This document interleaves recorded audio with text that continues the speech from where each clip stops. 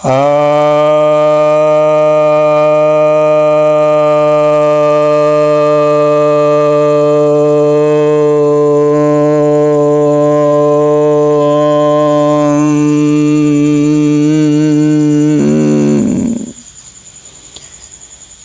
भक्तजनों को सप्रेम नमन। भक्तों, आज मैं आपके समक्ष महर्षि पतंजलि द्वारा रचित योग सूत्र के प्रथम अध्याय यानी समाधिपाद के 13वें सूत्र पर कुछ कहने जा रहा हूँ। यह सूत्र कहता है, तत्र स्थितो यत्नोभ्यासः, अर्थात उनमें से चित्त की स्थिति के विषय में प्रयास करना अभ्यास है।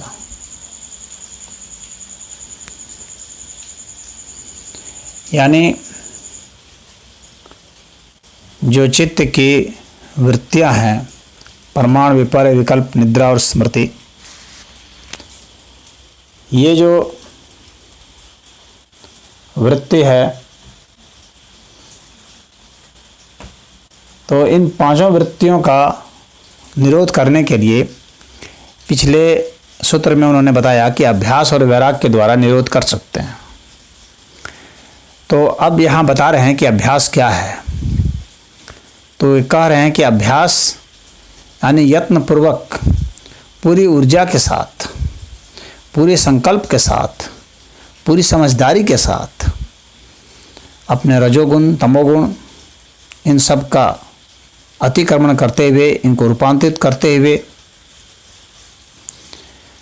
जो हम करते हैं अपनी पूरी सामर्थ्य के साथ, पूरी उत्साह के साथ, उसका नाम अभ्यास है। तो हम अपना पूरा बल लगा देते हैं और पूरी समझदारी के साथ, ऐसा नहीं कि बल लगा रहे हैं और रेत से तेल निकालने की कोशिश कर रहे हैं, वह अभ्यास नहीं है, वह तो मूर्खता है। कार्य कारण का संबंध समझते हुए ही जो हम यत्न करेंगे, प्रयास करेंगे, परिश्रम करेंगे, वह फलदायी होगा, वह यथेष्ट फलदायी होगा। जो हमारा ध्येय है उस ओर ले जाने वाला होगा।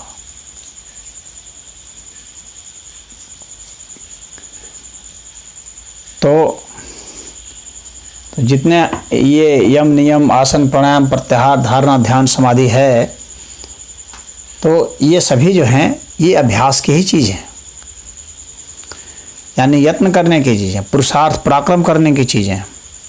बिना पराक्रम किए हुए इनमें से कोई भी सिद्ध नहीं होने वाला है, और बिना इनके सिद्ध हुए चित्त का निरोध नहीं होना, चित्त की वृत्तियों का निरोध नहीं होना है। और अभ्यास से भला क्या नहीं हो जाता है।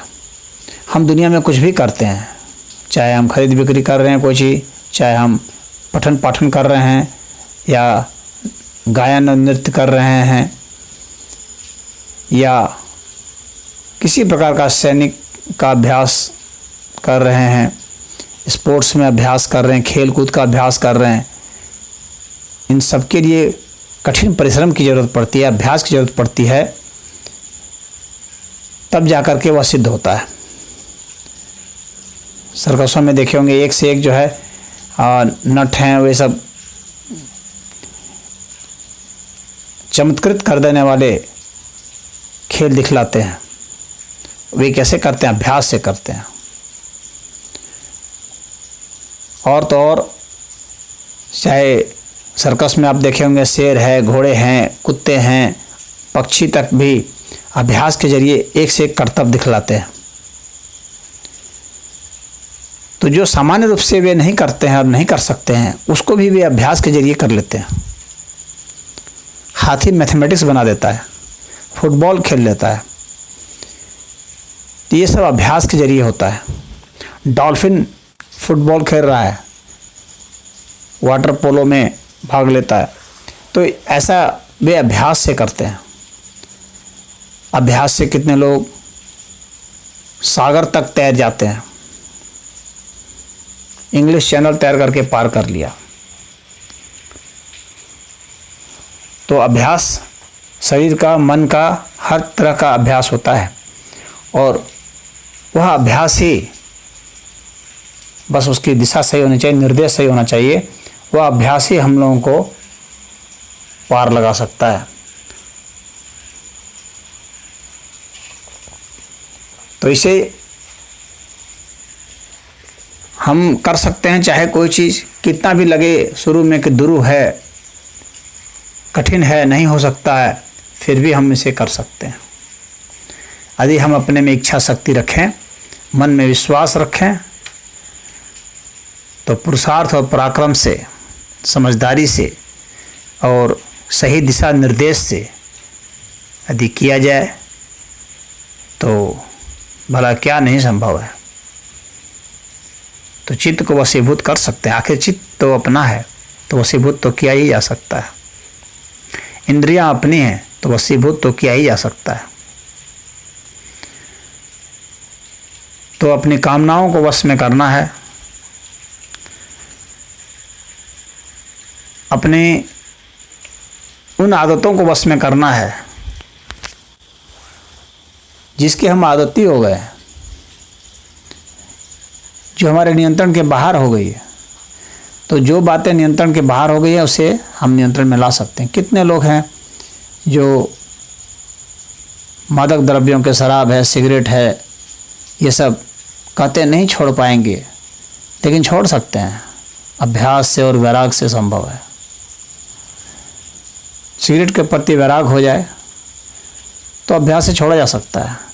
शरीर में कितना भी निकोटीन जमा होगा, शुरू में वो कुछ मांग करेगा, लेकिन धीरे धीरे उसकी मांग तिरोहित हो जाएगी, ख़त्म हो जाएगी और हम नशे से उबर जाएंगे। तो यहाँ पर पतंजलि जी ने बहुत ही ज़्यादा जोर दिया है कि अभ्यास करके ही हम हो सकते हैं। कुछ लोग ऐसे हैं जैसे कि जय कृष्णमूर्ति एक बहुत बड़े दार्शनिक रहे हैं, संत भी रहे हैं। तो उनका कहना था कि अभ्यास से नहीं होगा, अभ्यास से जो है कभी मुक्ति नहीं होगी। लेकिन पतंजलि जी का तो कहना है कि अभ्यास से ही मुक्ति संभव है। तो उनसे पूछा गया कि भाई किससे होगी, तब अभ्यास से नहीं होगी तो किस चीज़ से होगी? तो उन्होंने कहा कि वो तो सिर्फ जो है आपको विश्लेषण करना पड़ेगा, समझदारी से होगा, सचेत रहने से होगा, साक्षी भाव से होगा। तो ये जो सचेत होना है, ये जो साक्षी भाव को महसूस करना है, ये सब अनुभूत जो करना है, तो यह भी तो एक अभ्यास है। ये मन का अभ्यास है, जो मन के स्तर पर ही खेल हो रहा है। तो अभ्यास तो होगा ही, चाहे मन का हो, चाहे मन और शरीर दोनों का हो।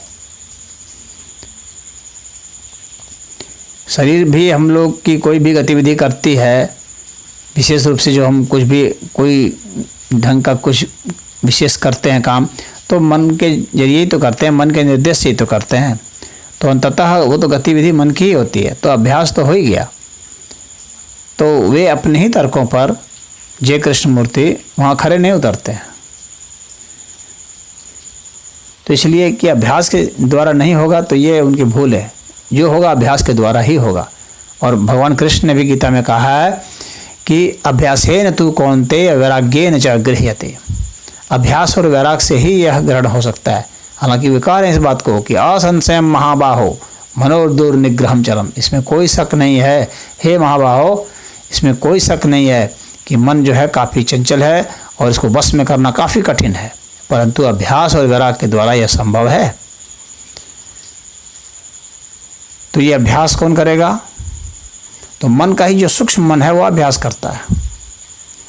जो जितना सूक्ष्म होगा वो अपने स्थूल पर कंट्रोल करता है, नियंत्रण करता है। तो यहाँ पर पतंजलि जी ने इसलिए अभ्यास पर जोर दिया है और कहा है कि जो चित्त की हमारी वृत्तियाँ हैं ये अभ्यास के जरिए रोकी जा सकती हैं, इनका निरोध किया जा सकता है, चाहे राजसी वृत्ति हो, चाहे तामसी वृत्ति हो, चाहे सात्विक हो, इनमें से कोई भी वृत्ति हो। तो हमारे चित्त पर इन तीनों में से किसी का प्रभाव हो, या इन तीनों में से किसी दो का मिक्सर हो, या तीनों का ही मिक्सर हो, तो इनके सम्मिश्रण को भी हम लोग अभ्यास के जरिए ही कर सकते हैं। जैसे लोहे को लोहा काटता है, जहर को जहर काटता है, उसी तरह से मन से मन को काटेंगे। तो जो हमने एक विशेष प्रकार की आदत बना रखी है, उससे हम निपट सकते हैं और एक विशेष प्रकार की आदत को विकसित कर सकते हैं, जो बेहतर है, जो हमारे आध्यात्मिक विकास के लिए बेहतर है, जो हमें जो भौतिक जो दिशाएं हैं उससे मोड़ करके अपनी ऊर्जा को हमें भीतर की ओर ले जाने में मदद करे। तो वैसी साधनाओं को, वैसे तरीक़ों को, वैसी विधियों को चुनना है हमें। यही महर्षि पतंजलि जी का यहाँ पर आग्रह है और निर्देश है। ओम हरि।